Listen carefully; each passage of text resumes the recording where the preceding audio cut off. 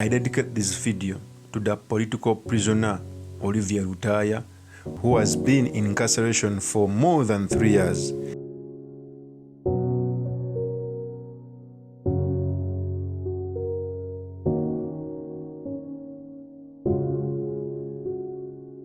Yes, yesterday there was a coup which happened in Gabon, where the president Ali Bongo was overthrown by the commander defense forces of the Gabonese army. You know, Gabon has a lot of similarity with Uganda. So in this episode, I've come to talk about the Gabonese coup and what Uganda can learn from this process. But before I do that, I want to let you know that if you're new to this channel, please subscribe. And if you're watching this video from a different platform, please head on to YouTube, type in Sura Mawagali. There is a lot of content of this nature.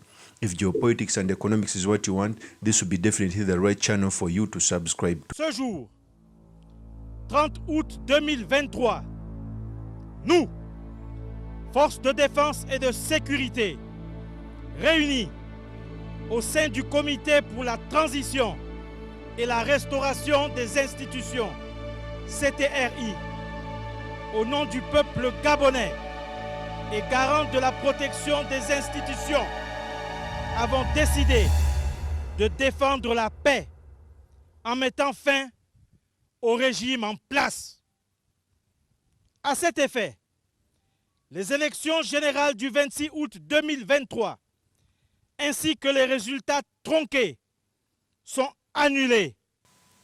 You know, Gabon has had a history almost as the same as ours. It's a country in West Africa with more than 3 million people, rich in oil and uranium. It is a former colony of France. So, yesterday, the president of Gabon was detained in the presidential palace, and the coup leaders announced an interim government dissolving all government parastatals. I'm Ali Bongo Ondimba, president of Gabon, and I'm to send a message to all the friends that we have all over the world to tell them to make noise, for the people here have arrested me. We all know that that president who was deposed is the son of the former president Omar Bongo, who ruled Gabon for more than 42 years, from 1967 to 2009. After the demise of Omar Bongo, his son Ali Bongo took the wheels of power from 2009 up to the day when the military junta deposed him. So in this episode, I've come to paint a picture. I've come to talk about the similarities we have as a country, Uganda, with those in Gabon. Ladies and gentlemen, in Uganda, we have a leader by the names of Yoweri Kaguta Museveni, who came into power through the barrel of a gun in 1986. He has since ruled the country for more than 37 years. I think by 2026, he will be making 40 years. But even after making 40 years, it is now evident that the system is trying to inherit itself by propelling his son, Muhoozi Kainerugaba. This came to be revealed by Sajusa when he wrote a missive about the Muhoozi project. In fact, in very many books of revolutionaries, they have always written about this. So it is evident that General Yoweri Museveni is planning to inherit himself by his son. Just as the former president of Gabon, Omar Bongo, who ruled for 42 years, appointed his son, Ali Bongo, now the president who has been deposed, he appointed him in different positions in the Ministry of Defense, in the Ministry of Energy, until when he took over the presidency over the country.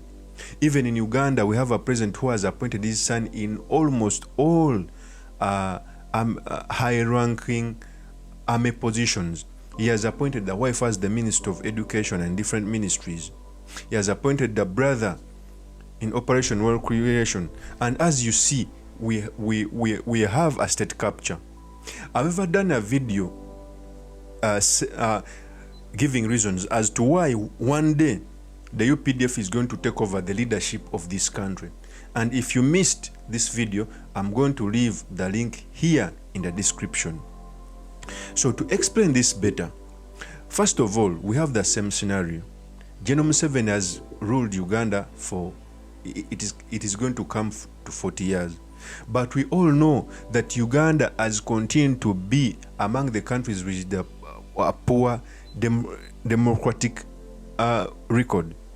In fact, in East Africa, we are ranked among Rwanda, South Sudan, Burundi, okay? In fact, we are far behind something called a good democracy. But even after that, we've never had a peaceful transfer of power. And now tensions are becoming high and higher as the president is propping up his son to take over the whims of power. But even without that, General Muhoozi has a right as a Ugandan to stand for presidency. But the deceit in this process, the hypocrisy in this process, where a serving military personnel is engaging in partisan politics without cracking a whip on him. We've seen very many generals facing the same. We've seen very many generals indicted for just writing about politics, yet the president's son continues traversing the country seeking for support, yet he's a serving military general. Even beside that, a country which has never had a peaceful transfer of power wouldn't want a president who has served for 42 years to bring up his son to take over the country. I think this will even put the tensions higher. So there is a lot to learn from the coups which are happening in the Central Africa. First of all, they have one thing in common. One of the things in common is those presidents who are overthrown, one, they have poor democratic records.